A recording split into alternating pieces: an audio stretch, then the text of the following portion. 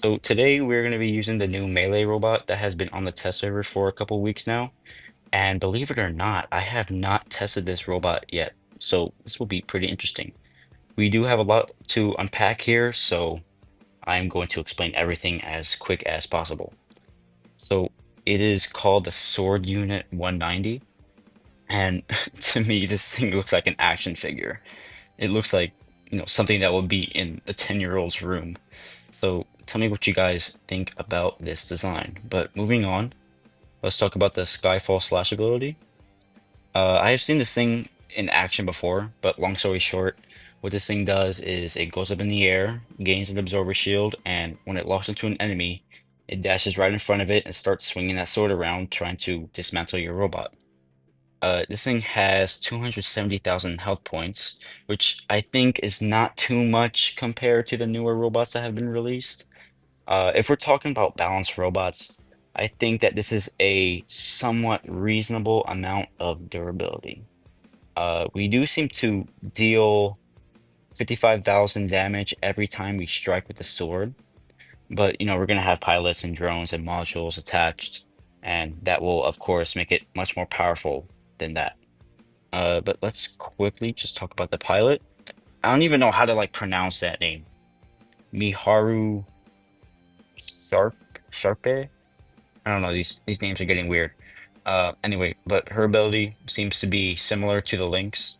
So if we attack an enemy that has a certain percentage of durability, in this case 15% or below with the sword, then the enemy will instantly be destroyed. So again, pretty basic and easy to understand.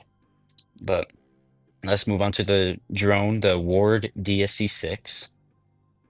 This thing has a plasma cannon. And that deals 5,400 damage each shot. So that seems pretty powerful for a drone. Um, and we will be getting a 7% extra damage. Uh, so over here, it seems that while the robot is under an absorber shield, then its built-in weapon will accumulate the lockdown effect. So I'm not sure if the drone's plasma cannon or if the robot's sword will be the one that accumulates the effect.